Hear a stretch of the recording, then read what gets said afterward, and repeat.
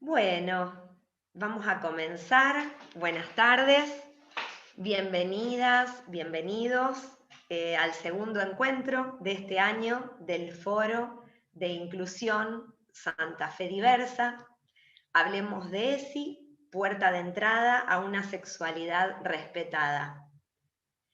Este encuentro tiene para nosotras un especial interés, porque vamos a escuchar la palabra de diferentes personas a partir de su propia experiencia o en vinculación con un familiar o desde la actividad que realizan.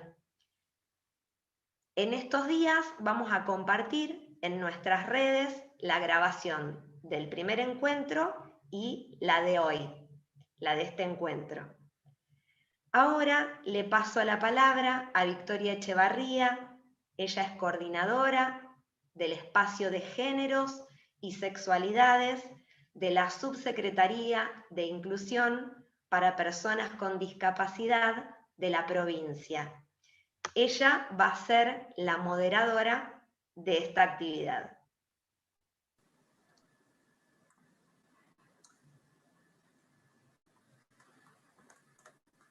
Buenas tardes.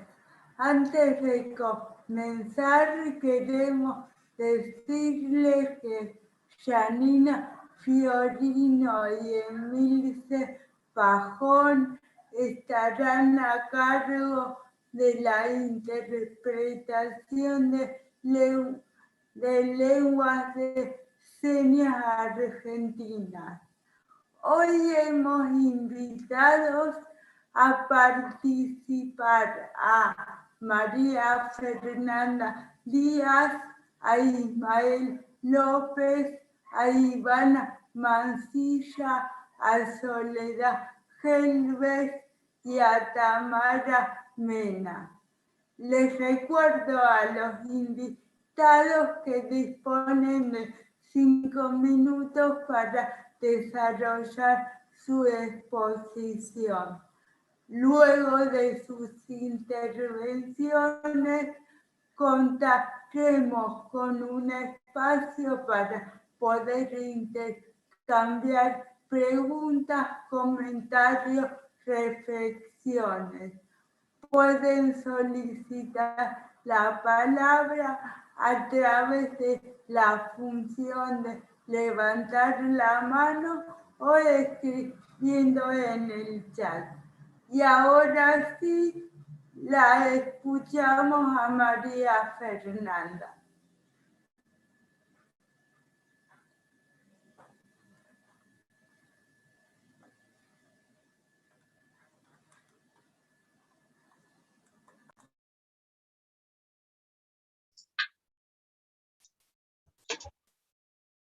Buenas tardes a todos, o buenas noches. Bueno, por ahora en este momento voy a hablar, o por ahí en algún momento puedo decir en lengua de señas, depende de cómo vamos con la charla. Bueno, yo tengo mi discapacidad auditiva de nacimiento. Bueno, durante mi infancia, bueno, en esa época imperaba la educación con filosofía oralita, es decir, enseñar a hablar a las personas sordas. Y la lengua de señas no era reconocida en esta época. Así que, bueno, respecto al tema de la sexualidad y el tema del sexo, que son dos palabras distintas, muchas veces desde mi infancia pensé que se trataba de un solo tema, la unión entre el hombre y la mujer para producir bebés. Eso era lo único que aprendí a tratar eso. Y después otro tema, otras palabras relacionadas al sexo o a la sexualidad se conocía por completo. Bueno, cuando empecé en la secundaria, ahí empezó mi despertar sexual, el descubrimiento de los cambios morfológicos en mi cuerpo. Desde ahí empecé a transitar, a apropiar algunas palabras, como por ejemplo menstruación, por ejemplo el uso del, bueno, en esta época el algodón, cómo utilizarlo, que después cambió, empezó a evolucionar la higiene, las toallitas femeninas. Bueno, palabras muy puntuales relacionadas al cambio morfológico del cuerpo, pero de otro tema desconocida por completo.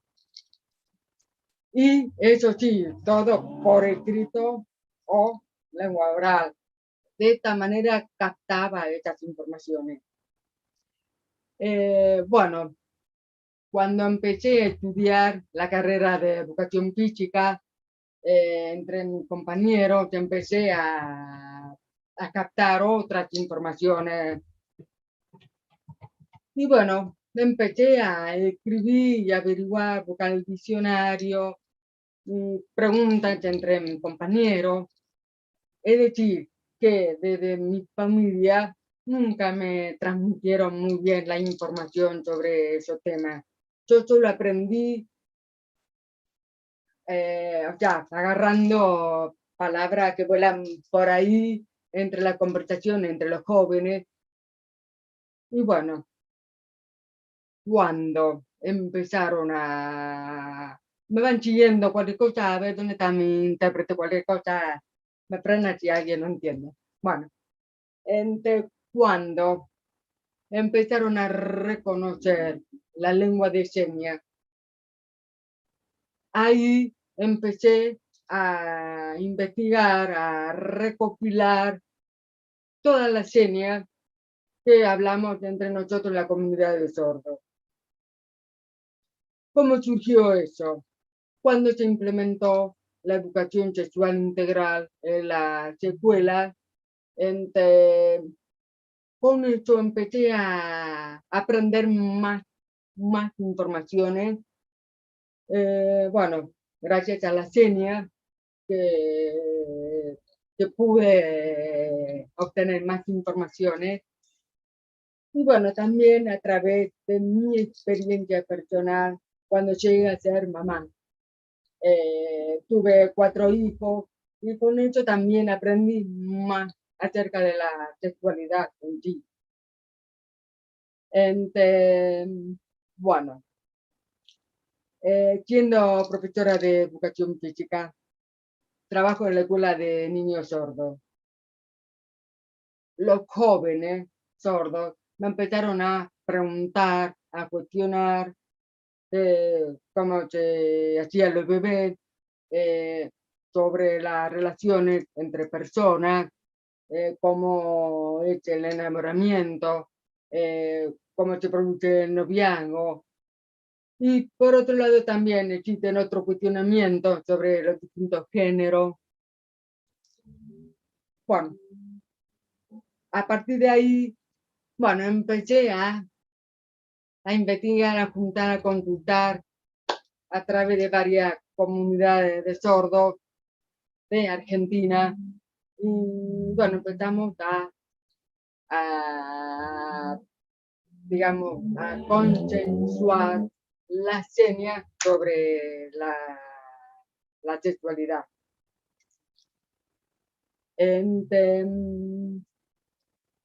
Ahora bien, conversando con mis amigos sordos, me sorprendí de la cantidad de situaciones que la pasaron pero mal, desagradable, que eso debería cambiar. ¿A través de qué?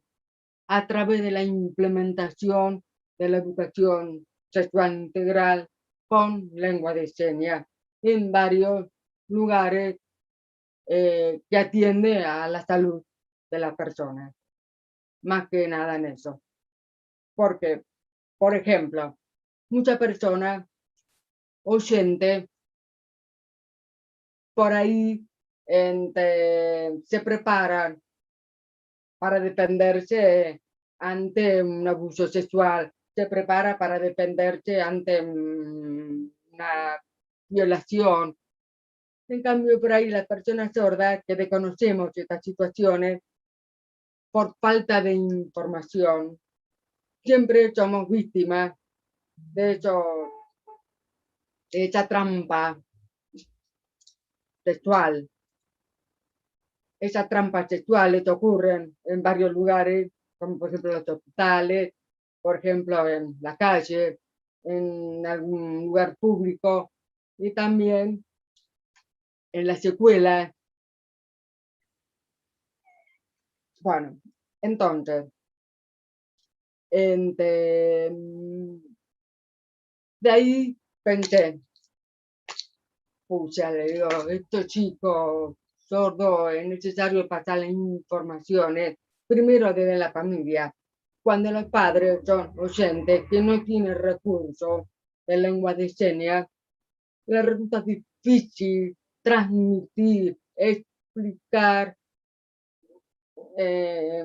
cómo es la situación, cómo prevenir, cómo cuidarse, cómo disfrutar de manera tranquila la sexualidad.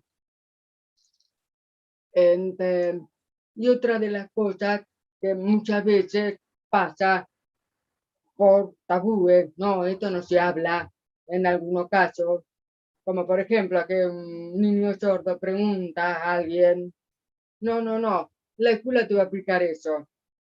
O tú preguntas al médico y el médico por ahí, no, tu mamá te va a explicar mejor eso. O si pregunta dentro de la escuela, no, te lo manda a una psicóloga, le voy a llamar a tu mamá y así le manda a una psicóloga. Todos intentan evadir en poder charlar tranquilamente sobre esta sexualidad. Una, por falta de recursos, falta de herramientas. Lo más importante es la lengua de señas, como para transmitir estas informaciones a la persona sorda. Por eso, desde mi experiencia en la escuela, también en varias comunidades donde nos encontramos con jóvenes sordos, siempre me consultan, primero ante todo buscando confianza con alguien con quien poder transmitir situaciones, inquietudes, transmitir algunas dudas, saber más sobre la sexualidad y también poder transmitir situaciones que fueron víctimas, ni qué hacer, cómo solucionar.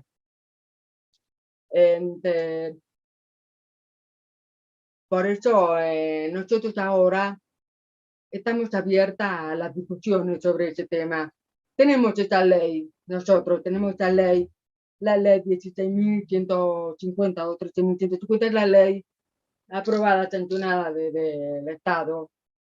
Pero, ojo, no solamente el Estado es el responsable de la educación sexual integral, sino que nosotros, la sociedad, tanto profesionales médicos como en la familia, y la misma persona con la discapacidad y otra persona que no posee ninguna discapacidad, somos responsables en el pleno ejercicio de la sexualidad.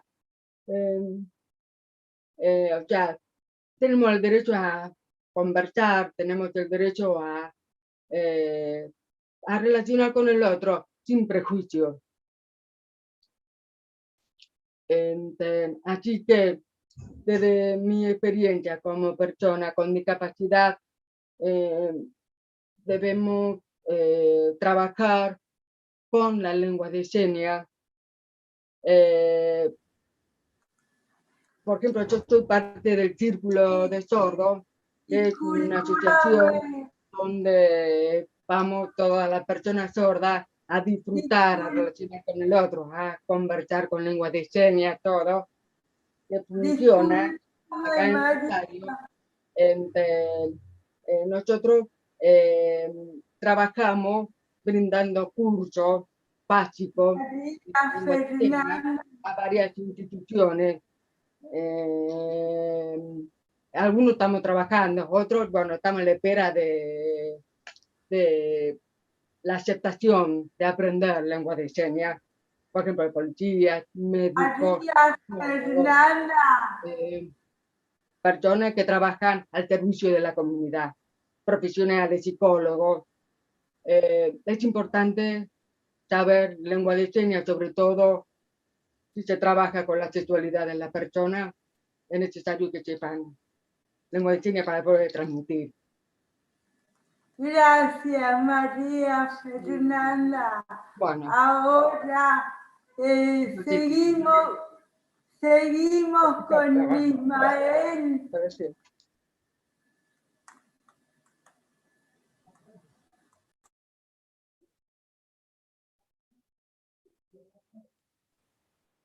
Ahí está, ¿se me escucha? Hola. Hola Ismael, ¿se escucha? Bien, bien. Bueno, ¿qué tal? Yo también tengo para aportar mi experiencia personal. Yo soy una persona con discapacidad. Tuve un accidente a los 18 años, soy lesionado medular. Y bueno, yo también quería aportar acá mi testimonio en el foro por el tema de que me he encontrado a lo largo, actualmente yo tengo 42 años, a lo largo de mi vida me he encontrado con muchos factores y desconocimientos, sí, desconocimiento de ya sea de profesionales, tratantes o de gente en general.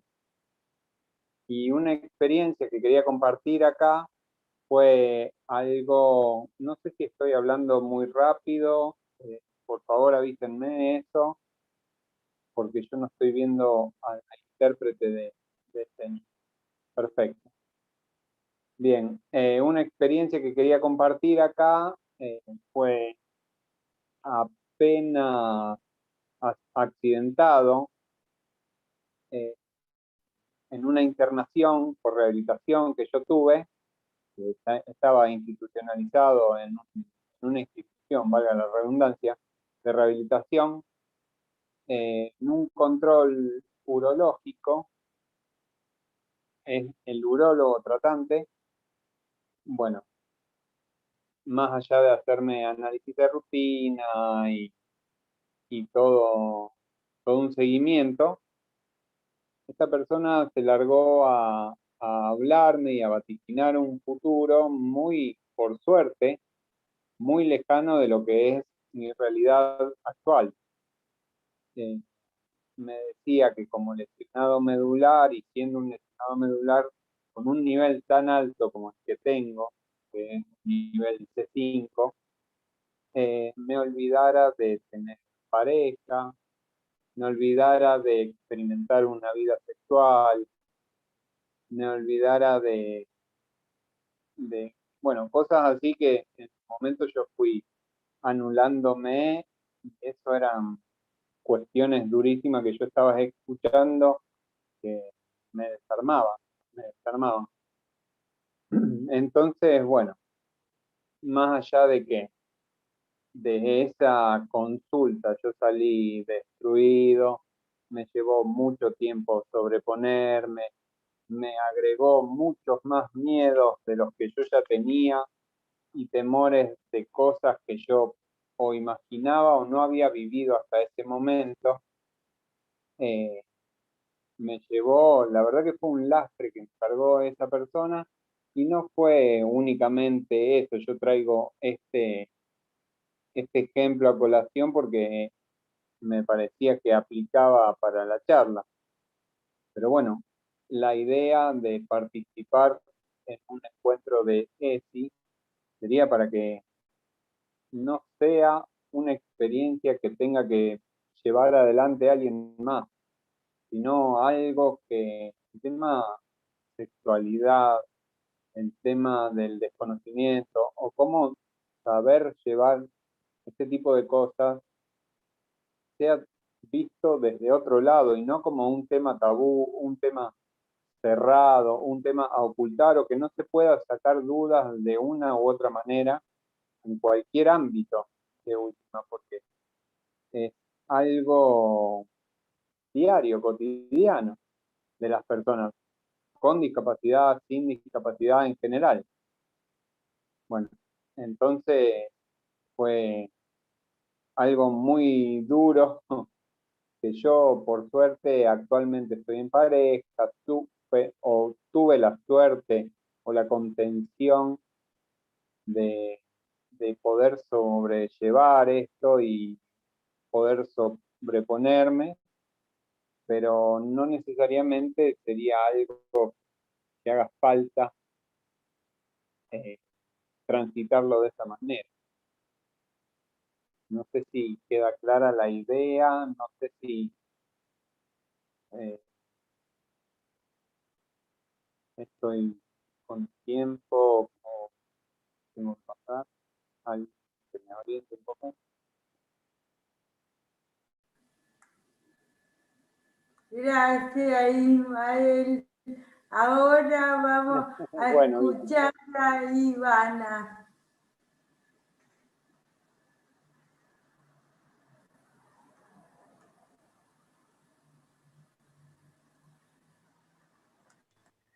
Ahí está, ahí tengo.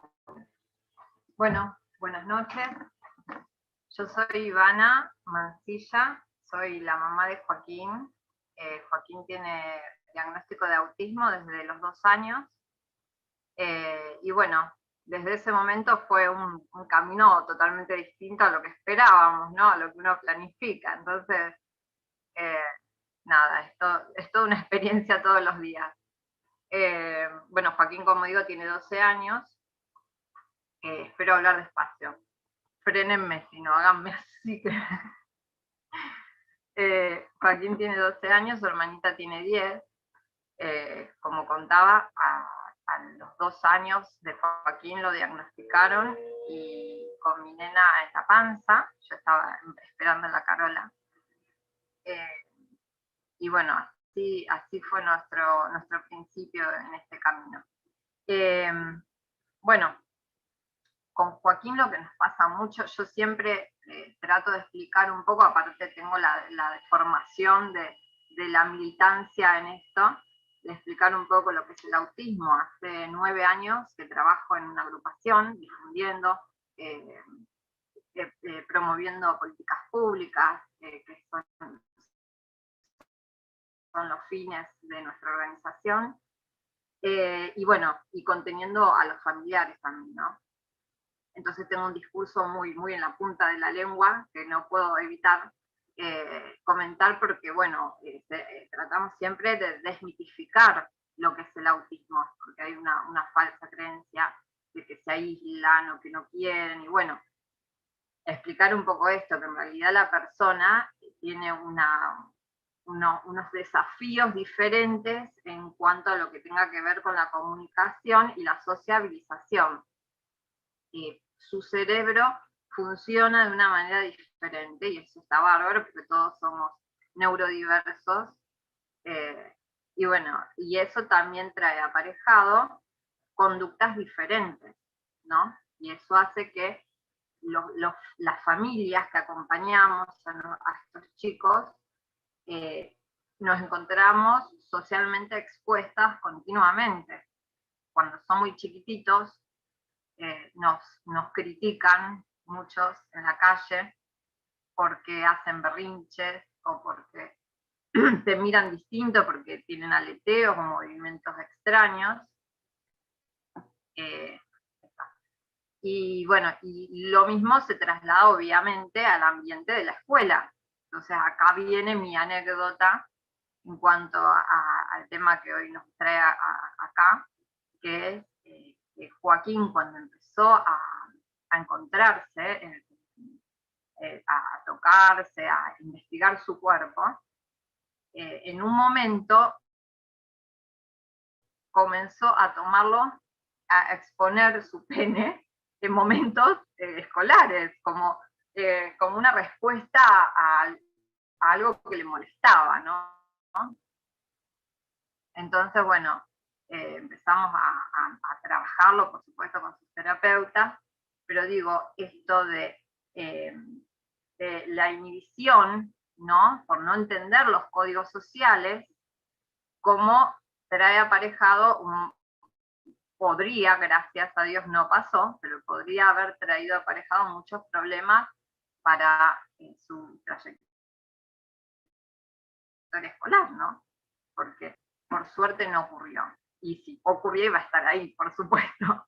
Pero esto, ¿no? En cuanto al autismo, el principal problema en cuanto a estas actitudes es eso, ¿no?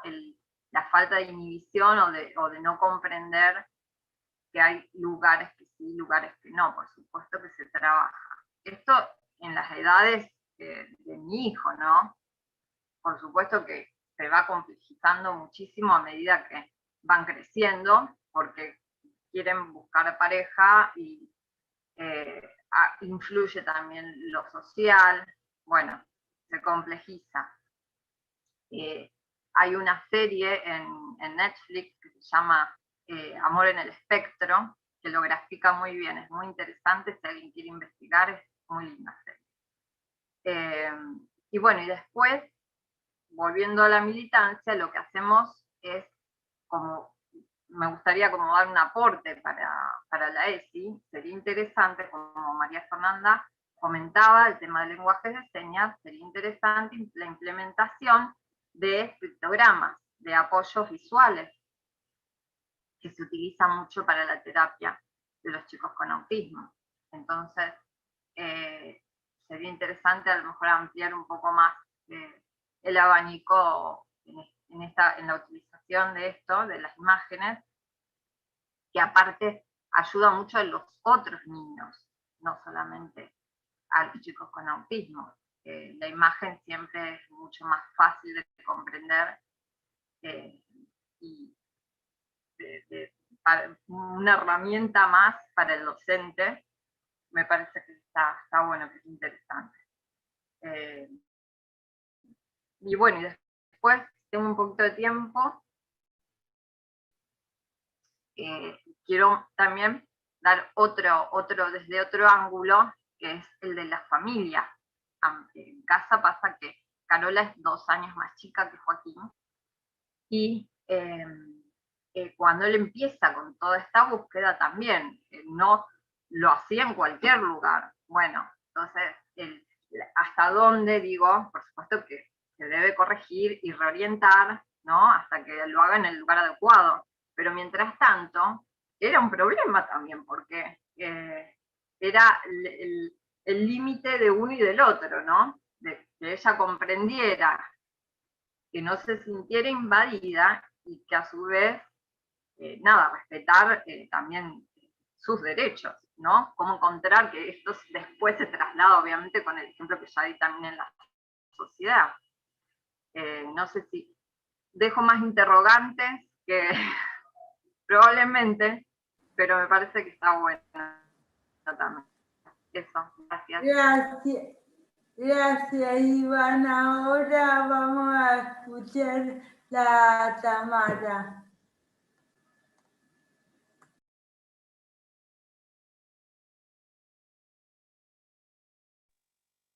Buenas, ¿ahí se me escucha? Sí, sí, sí. Sí, también. Bien. Bueno, muy buenas noches. Muchísimas gracias por este espacio de participación. Bueno, yo soy Tamara Mena, estoy desde la organización Movimiento Mírame Bien.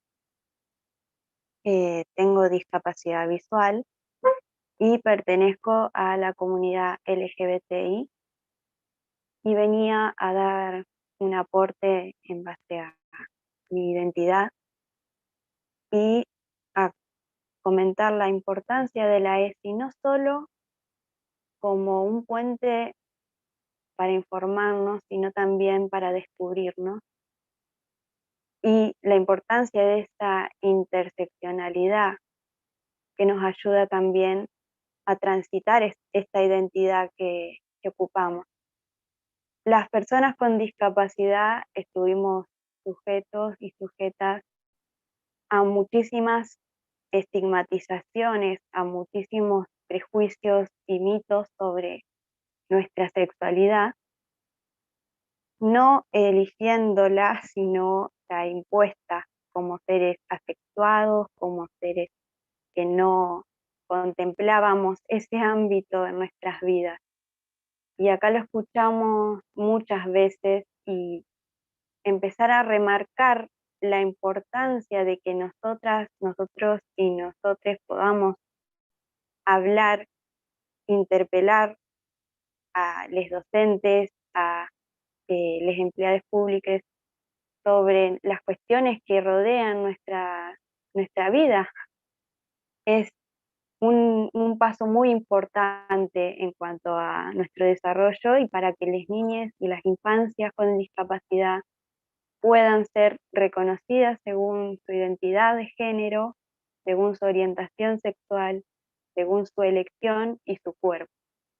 Es muy importante tener en cuenta todos esos prejuicios y todos esos mitos para poder desbancarlos, poder sacarlos, omitirlos, no solo en el rol de nosotros, sino también en el rol de lesotres. O sea, nada sobre nosotros sin nosotros. Empezar a apropiarnos de nuestros discursos, empezar a apropiarnos de nuestras historias y empezar a tratar de ser un puente entre los docentes como estudiantes y como otros docentes.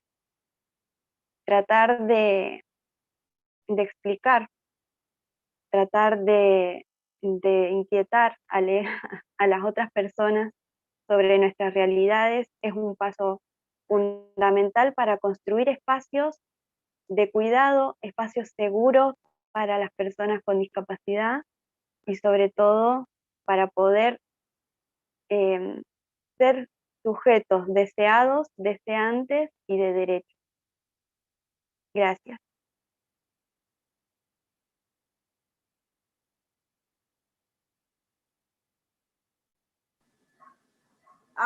Gracias, Tamara. Ahora vamos a escucharla a Soledad. Hola, ¿qué tal? Bueno, muy buenas noches a todos. Un placer compartir este espacio, muchísimas gracias. También como Tami, formo parte del movimiento Mírame Bien, es un movimiento de personas con discapacidad visual de Santa Fe. Y la verdad me parece que la ESI es, como dice el título de estas jornadas, una puerta de entrada, o debería ser, para una sexualidad respetada, pero también para la promoción de derechos, ¿no?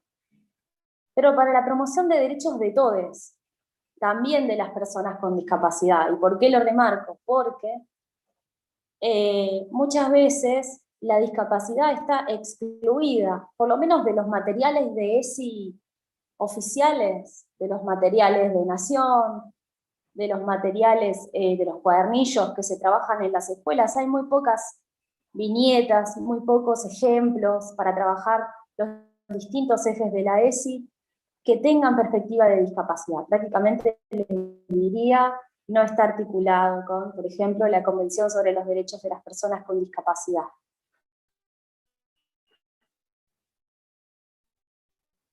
Si nos ponemos a repasar los 5 ejes, solo con de perspectiva de discapacidad, desde esos 5 ejes.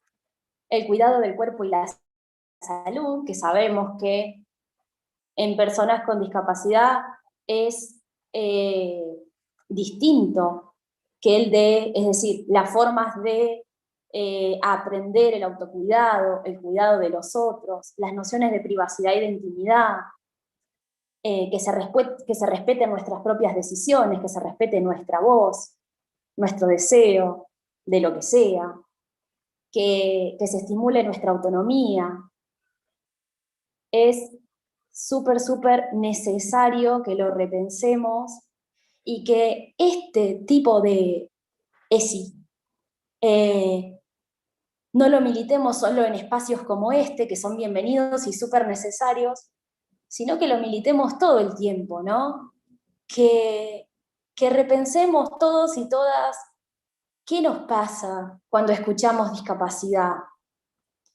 Cuando la palabra discapacidad, cuando estamos ante una persona con discapacidad, si inconscientemente seguimos haciendo la división tajante ellos, nosotros, si inconscientemente sigue siendo algo que decimos menos mal que no me pasó a mí, que no me pasa a mí, menos mal que no le pasa a un familiar, a un conocido, ¿no? Porque, por ejemplo, la ESI tiene un eje que se llama respetar la diversidad, ¿no? Y ahí decimos, bueno, todos somos diferentes, todos somos diversos, pero no todas las diversidades o las diferencias son iguales. Hay diferencias que tienen un disvalor y la discapacidad sigue siendo una diferencia que tiene un disvalor en ese sentido. Por eso, a mí me hubiera encantado en el conversatorio pasado, esto es opinión súper personal, es mi expectativa y hubiera sido mi deseo, escuchar hablar de qué pasa en las escuelas de nivel, por ejemplo. No solo en las escuelas de educación especial, porque no son los únicos ámbitos en los que nosotros habitamos. Y es en las escuelas de nivel donde más escuchamos, pero yo no sé cómo trabajar con vos, pero yo no estoy preparado, para esto no estudié, de esto en la formación no me dieron nada, ¿no? Porque, digamos, pensando en que si no, ¿qué ruptura hacemos o qué propuesta hacemos de promover la inclusión entre los convencidos? Creo que la ESI tiene que ser una oportunidad de que todos, todas, todos nos repensemos en ese sentido. ¿Qué estamos transmitiendo? ¿Qué estamos diciendo? Si realmente cuando decimos discapacidad, cuando decimos y pensamos todos lo mismo. Fíjense que sigue siendo inesperado, lamentablemente todavía, para muchos sectores, que las personas con discapacidad tengamos algo para decir, en términos de saberes que transmitir. Se habla para nosotros, se habla sobre nosotros, se tiene un montón de teorías, más o menos correctas, más o menos acordes al modelo social, a la convención, más o menos ajustadas, pero se sigue hablando por fuera, ¿no? Se sigue hablando para profesionales o para familias, que por supuesto hay que hacerlo, no digo que no, pero ¿y nosotros dónde estamos ahí? Que hemos sido históricamente habladas por otros, ¿no? Muchas veces cuando a nuestras familias se les da un diagnóstico, que lo han contado acá, pasamos a hacer ese diagnóstico. Ese diagnóstico es casi como nuestro documento nacional de identidad, les diría.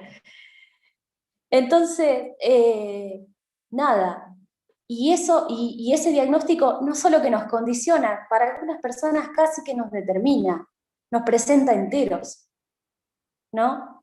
Entonces, me parece que militar la ESI desde todos los espacios es repensar todas estas cosas, hacer una toma de conciencia colectiva y no militarla solamente entre los convencidos, como le digo yo, de la inclusión, sino también llegar a esos espacios donde todavía sigue pareciendo que ellos estudiaron para otra cosa, que a ellos esto los cansa, los sobrepasa.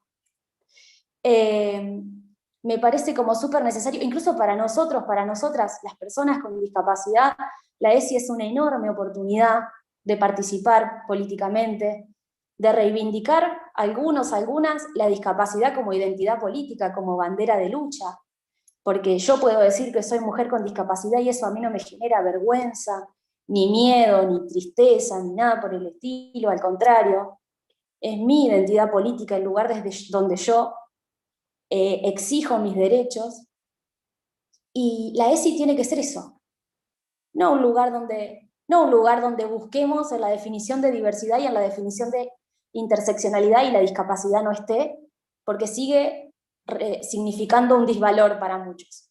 Necesitamos que la discapacidad realmente sea entendida como una condición, como una categoría no negativa de las personas, y que discutamos más el concepto de normalidad, que por más que cambiemos las palabras, lo seguimos llevando a todos lados.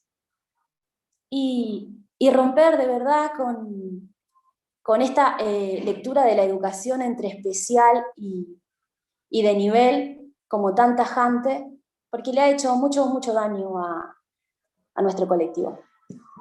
Muchas gracias.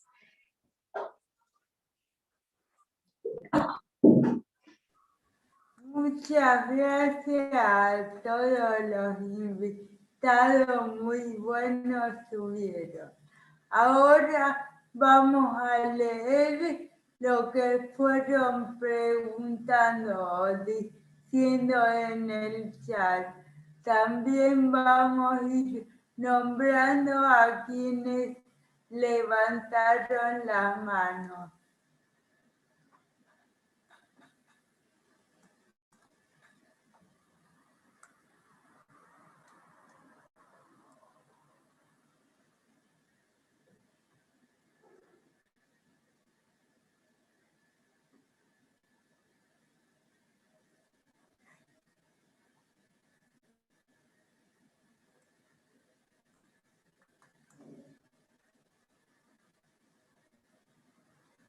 Pueden ir preguntando si quieren.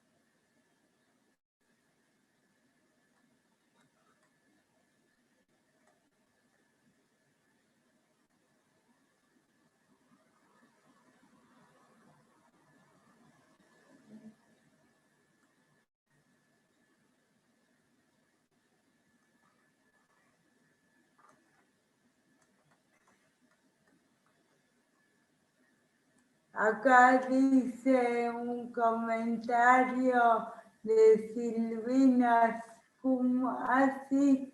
Gracias, Sole. Me gustó eso de ocuparnos de hablar qué es la normalidad en vez de qué es la discapacidad. Qué buena pregunta. Y sí, yo estoy de acuerdo con Silvina y con lo que expusiste vos, Sole. Gracias.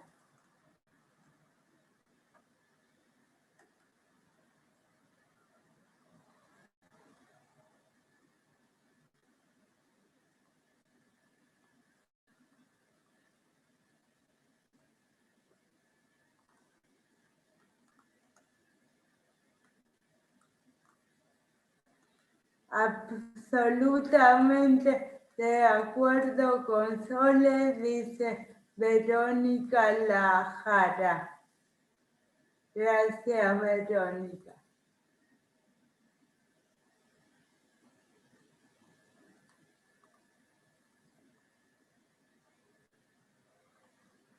Gracias a todos por les compañeros que compartieron sus experiencias y saberes, muy valioso de escucharles.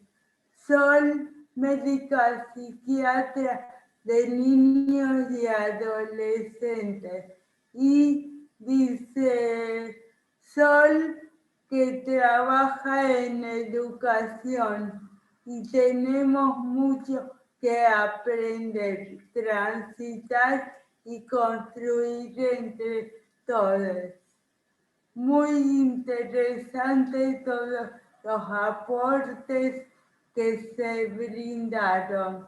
Soledad expuso de una manera clarísima cómo debe llevarse adelante la ESI y cómo se debe entender la discapacidad. Otro comentario.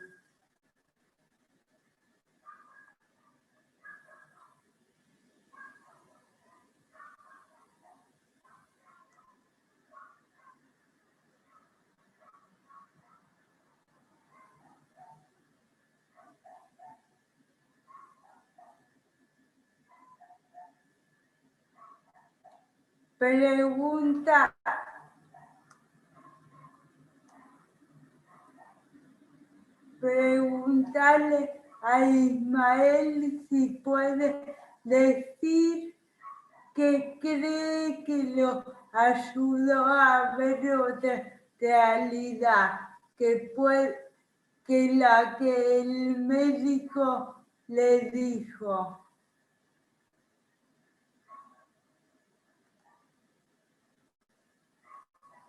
Isma. Ahí está. Estaba intentando habilitar el audio.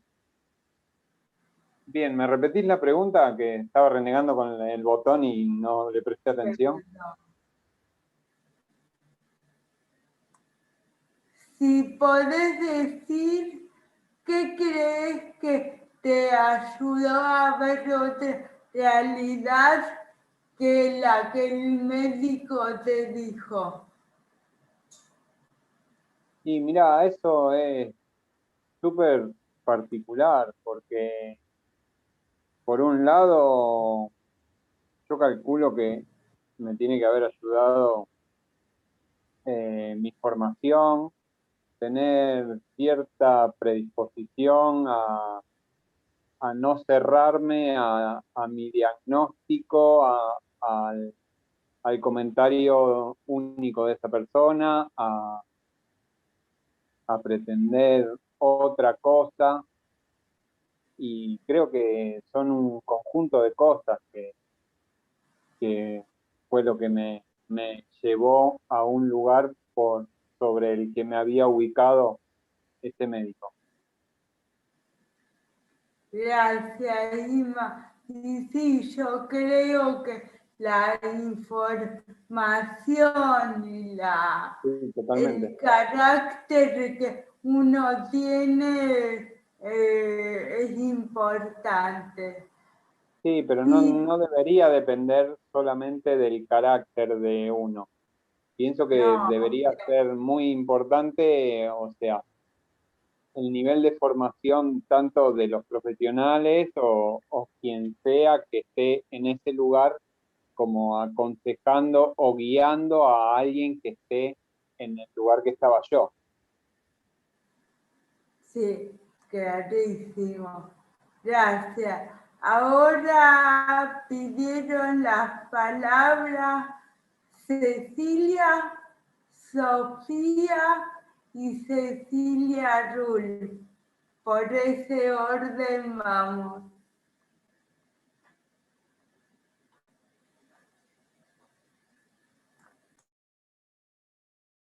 Entonces, a mí me dijiste, Vicky.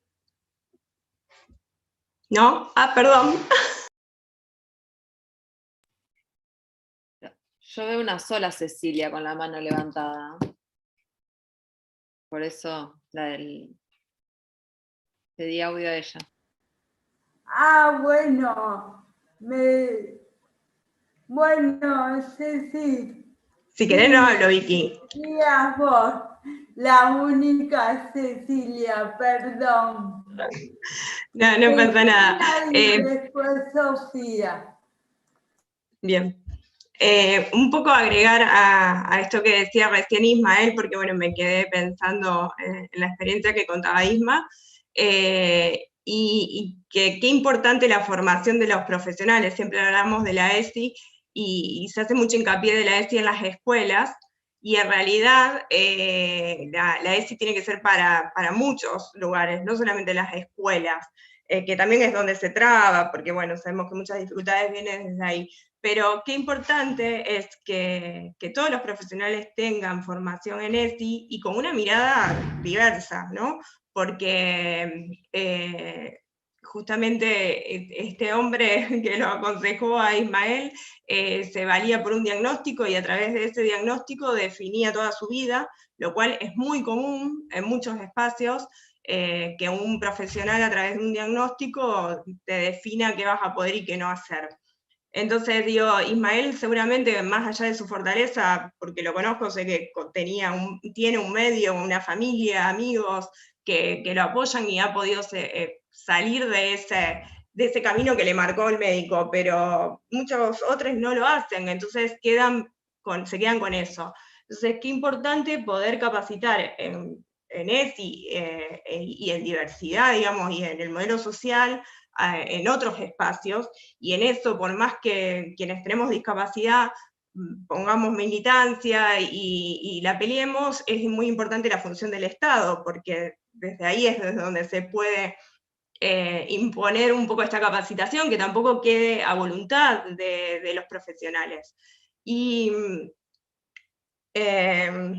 iba a decir otra cosa más. No, bueno, y esto que decía Soledad, de que se incluyan a otras personas que no, digo, llevar este discurso de la discapacidad, del modelo social y de la intersección que se hace entre discapacidad y sexualidad y diversidad, perdón, me perdí con mis palabras, entre discapacidad y diversidad sexuales también, a otros espacios donde ni siquiera hablan de esto, la formación en las universidades también, porque si no nos quedamos siempre los mismos, hablando de lo mismo, que ya lo conocemos y lo repetimos. Entonces, qué importante poder llegar a esos espacios. Y gracias Isma a todos por las experiencias que contaron, pero bueno, es muy interesante conocerlas. Gracias, Ceci. Acá te manda saludos.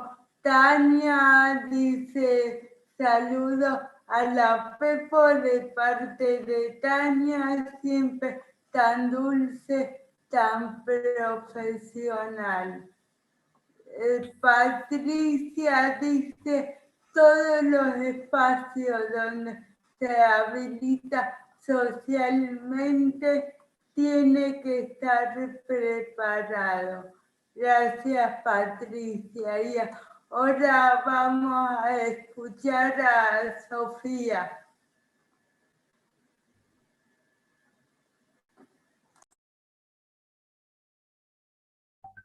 Hola, ¿qué tal? ¿Se me escucha bien? Me llamo Sofía, yo soy la hija de Gaby. Y bueno, yo siempre quiero, no sé, me interesa participar mucho en lo que hace mamá, porque me gusta acompañarla y ella es muy compañera conmigo.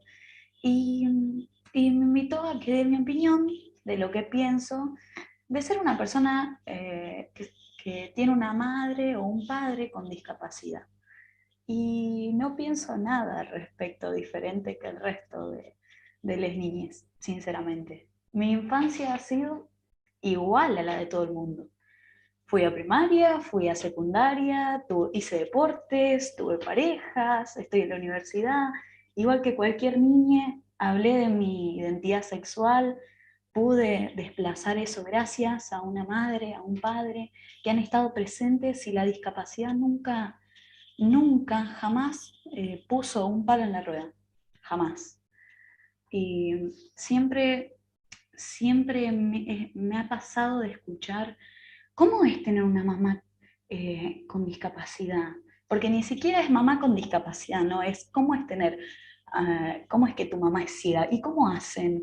Y yo al principio uno tiene paciencia y explica, y después ya no, ya te molesta directamente, porque pensás como, ¿querés que te explique cuánto, no sé, ¿qué piensan? ¿Que les contamos las servilletas para sonarse los mocos? ¿Qué piensan que hacemos? Son personas, me enseñaron como madre y padre ellos a sonarme los mocos a mí, no yo a ellos. Pero mucha gente pone en tela de juicio todo lo que puede hacer una persona con discapacidad solo por el hecho de tenerla. Y nada, un poco de esta impotencia para tratar de que se saquen un poco estas etiquetas y, como decía recién la compañera, que nunca se les pregunta a las personas con discapacidad de ellas mismas. Siempre es otra persona la que habla por ellas. Siempre. A pesar de que tengo a mi madre al lado, yo voy al médico y me preguntan a mí cómo se siente ella. Y mi madre tiene boca, mi madre puede decir cómo se siente, puede opinar y puede decir qué es lo que le duele. Me piden a mí que firme algo que ella compra con la tarjeta. Cuando no es legal en una declaración jurada, no puede ser legal. Es más, ella podría hacerle juicio a cualquiera diciendo yo no firmé eso. Así que es un poco para sacar todo esto, no sé, el pase con discapacidad del colectivo, a mí me hacen marcarlo, a mí, que yo no tengo pase, me hacen marcar a mí su pase, porque ella no puede, porque ella no, pero si ella va sola no tiene que tener pase. Y siempre es una persona que tiene que llevarte como si fueras un objeto, como si fueras un mono que no pudiera comprender. Así que nada, es para contar un poco más o menos lo que es mi vida y mi frustración de cómo estas personas, al no informarse, porque es meramente ignorancia todo esto, pero también es terquedad, porque cuando les explicás se enojan, se enfurecen. Se enfurecen de que les decís que eso no está bien. De que tener una madre, un padre o una persona en la familia con discapacidad no cambia en nada la rutina de nadie, ni hace que el trabajo sea más difícil ni más fácil, ni hace que sea más complicado, nada. Yo, de hecho, siempre, mi mamá hace todo por mí y yo siempre estoy ahí como toda adolescente renegando, no haciendo muchas cosas. Así que nada, contar un poco la experiencia y para correrse un poco de los paradigmas de la sociedad, de lo que es la disca, que no es tanto como lo hacen ver. No sufrimos, no nos vamos a morir, no nos pueden sacar el brazo por no vernos, no nos va a pasar nada, somos personas. Así que, eso nomás. Muchas gracias, Gracias a Sofía. ustedes. Muy interesante. Ahora le damos la palabra a Mónica Álvarez. Bueno, ¿no me escuchan? A ver, sí. Hola, mi nombre es Mónica, muchas gracias por la invitación. Soy de Carcarañá y bueno, pertenezco al grupo de enfermedades poco frecuentes. Me encantó lo que dijo Sofía, su testimonio realmente me pareció muy valioso. Creo que no estamos como sociedad, o sea, me incluyo, porque hasta que no me tocó cruzar la vereda y estar del otro lado, hubo muchas cosas que no entendí. Pero no estamos como sociedad o no queremos aceptar realidades que las tenemos ahí a la vista. Y bueno, creo que en todo está muy estigmatizado, el nene que llega a la escuela y que ya la misma docente ya se hizo, con solo verlo, ya lo enmarcó en ese lugar. Y bueno, estamos en 2021 y esto todavía sigue ocurriendo. Y bueno, no nos queda otra más que seguir por ahí difundiendo, haciendo, escuchar testimonios como el de Sofía, el de Ismael. En realidad el de todas las chicas fue excelente.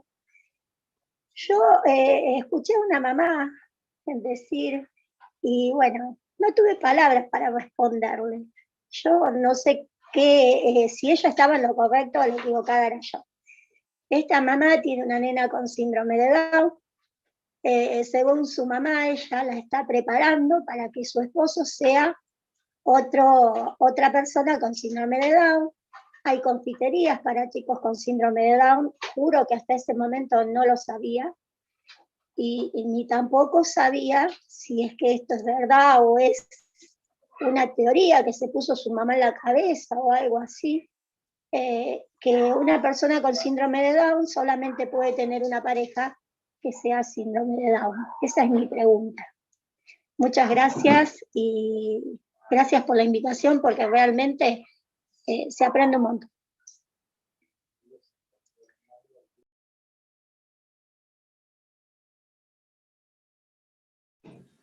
Hola, gracias. Bueno, respondo para nada. Esa forma de pensar es capacitista, digamos, es una forma de pensar que entiende que, bueno, ellos tienen la misma discapacidad, el mismo problema, por decirlo entre millones de comillas, y entonces se van a entender mejor, se van a llevar mejor, si están entre ellos, porque les pasa lo mismo, son buenos, nada, todos los prejuicios por haber que uno pueda tener, lo sitúa ahí y dice, se van a entender. Alguien escribió recién que cada uno está con quien elige estar.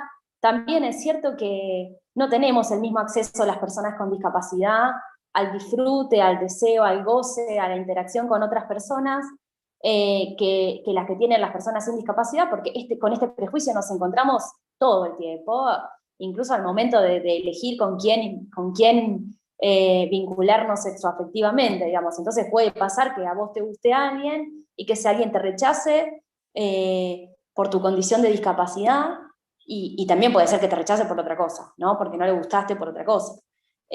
O que a esa persona le gustes vos y a vos no te guste esa persona, como nos puede pasar a cualquiera. Pero de ninguna manera es que estamos mejor o somos más felices o algo por el estilo, como una cuestión idílica, por estar con alguien que tenga nuestra misma discapacidad. Y quisiera retomar algo que dijo Sofi recién, respecto de los prejuicios sobre la maternidad de las mujeres y personas gestantes con discapacidad, que es por culpa de esos prejuicios que se tienen todavía y que están súper arraigados, a muchas compañeras se les desaconseja tener hijos. Los propios profesionales de la salud les desaconsejan tener hijos porque le dicen, pero ¿cómo vas a hacer vos con tu problema? ¿Te parece que lo vas a poder cuidar? Otro ejemplo de capacitismo, ¿no? Capacitismo es esta forma en la que justificamos, miramos al otro como inferior y justificamos y legitimamos un montón de violencias desde ahí y hacemos lecturas súper discriminatorias. Entonces les dicen, ¿cómo vos con el problema que tenés? Las propias familias a veces lo pueden decir, en vez de tener un problema ahora voy a tener dos, porque lo sienten como que tienen dos personas a cuidar en vez de una, ¿no? A veces, digo, no todas las familias, pero puede pasar. Y también pasa acá en la provincia de Santa Fe, lamentable y tristemente, que hay personas y matrimonios a los que no los dejan adoptar por pensar así. Conozco casos de la provincia en los que se ha dicho, no, pero ¿cómo van a hacer ustedes? ¿No ven? Ni siquiera se anoten en el registro, no les van a otorgar de ninguna manera, porque no están en condiciones de cuidar. Y también en otras provincias ha pasado lo mismo. Una mujer que empezó a hacer los trámites y le dijeron, ni siquiera te anotes, porque no solo que no tenés pareja, sino que, bueno, tendrías que esperar a tener una pareja que ve. Ella tenía discapacidad visual, tiene discapacidad visual, así que cuando tengas una pareja que ve, haz el trámite que seguro te sale. Mientras tanto, mejor no, porque ni te gastes, digamos. No podemos seguir permitiendo, y la ESI también nos tiene que ayudar en esto, a impedir estos niveles de violencia institucional tremendos. Sí, es verdad, nos siguen viendo como personas a ser cuidadas, como sujetos a ser cuidados y no como cuidadores, y eso con la pandemia se acentuó mucho, muchísimo, lamentablemente. Ya pasaba antes, ahora pasa bastante más, ¿no? Que discapacidad y cuidado se entiende como de otra forma. Entonces, se desconfía ahí de nuestra capacidad de cuidar, capacidad de autocuidado y de cuidar a otros, de generar climas de confianza, de generar climas de comodidad, de vivir una vida como cualquier otra persona, básicamente.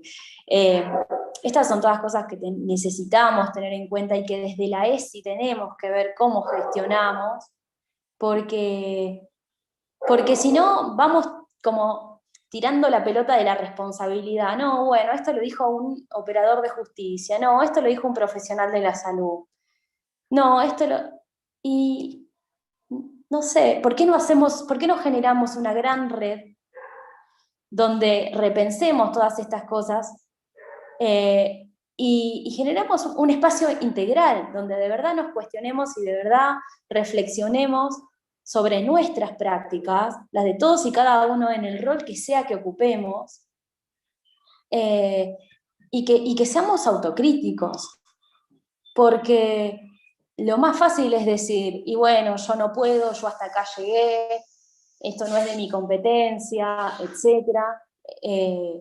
Lo que nosotros necesitamos es que no se sigan vulnerando nuestros derechos y que estas cuestiones se lean no solo con perspectiva de género, sino con perspectiva de discapacidad. Es urgente, no es algo que podamos negociar demasiado. Es urgente porque las violencias están pasando ahora.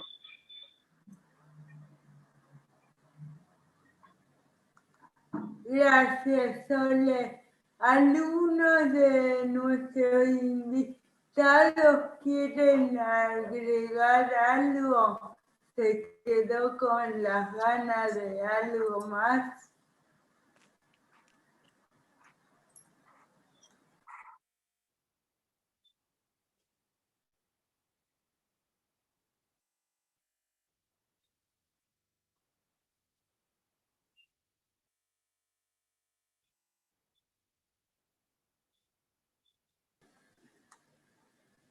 Parece que ya nadie quiere hablar.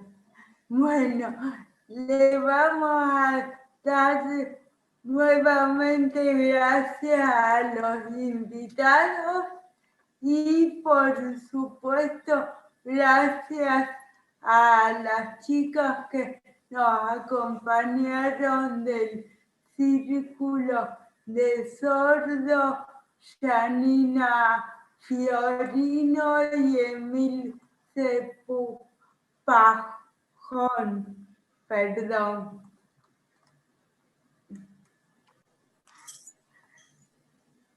Muchísimas gracias a todas, a todos quienes participaron. Mil gracias también a Ximena Frua, que estuvo presente en nuestro primer encuentro y hoy también nos acompañó, porque bueno, la idea, como compartíamos el 10 de junio, tenía que ver con poder escuchar tanto a funcionarias que estén trabajando en este tema y a personas con discapacidad o referentes de instituciones afines, porque como quedó claro hoy, no únicamente la sexualidad es un tabú, quedó clarísimo que la discapacidad también, y que es importante generar estos espacios donde podamos escucharles a ustedes y donde podamos escucharnos a todas y a todos, las experiencias, las vivencias,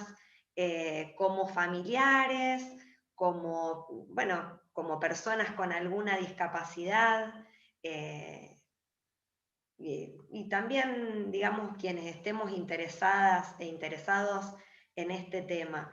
Muchísimas gracias también a las más de 100 personas que hoy nos acompañaron, y bueno, les recordamos que en estos días vamos a compartir las grabaciones del primer encuentro y de este encuentro. Así que muchísimas gracias y hasta pronto. No sé si alguien quiere decir algo, como recién invitaba Vicky.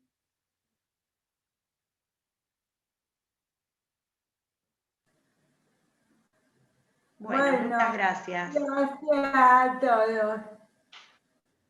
Hasta pronto. Gracias.